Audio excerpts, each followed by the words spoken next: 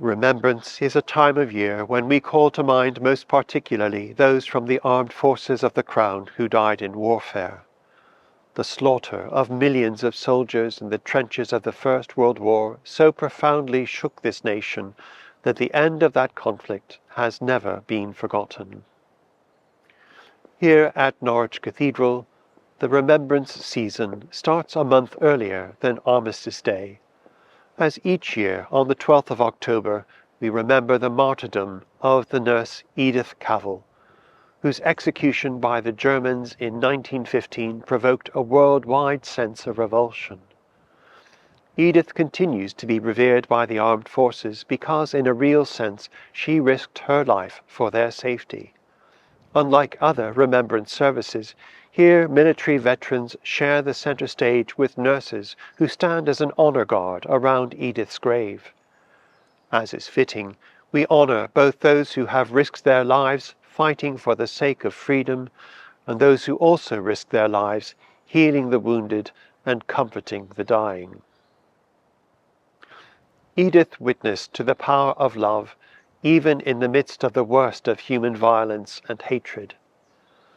In 1914, she was working in Brussels as the founding director of the first professional nurses training school in Belgium.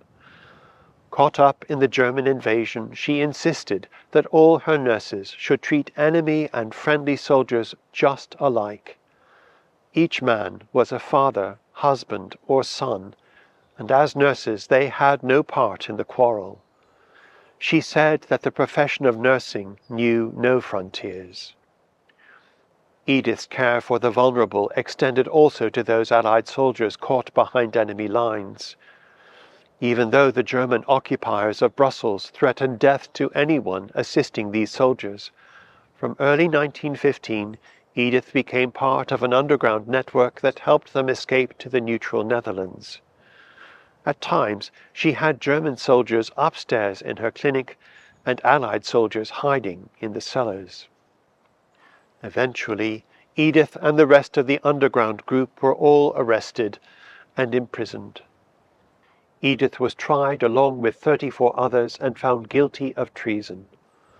On the afternoon of 11th October 1915, she learned that she and a resistance colleague would be executed by firing squad the next morning. Edith faced her death with calm courage. She said, "I have no fear or shrinking. I have seen death so often, it is not strange or fearful to me." As a Christian and as a nurse, she had committed herself to the service of others, conscious that this might cost her everything, even the sacrifice of her own life. As Christ had done from the cross, she prayed for the forgiveness of those who would kill her. "I expected my sentence, and I believe it was just. But this I would say, standing as I do in view of God and eternity. I realize that patriotism is not enough. I must have no hatred or bitterness towards anyone." Edith's words were a rejection of the patriotic hatred that drove the war, and they are words that speak to us just as powerfully and directly today.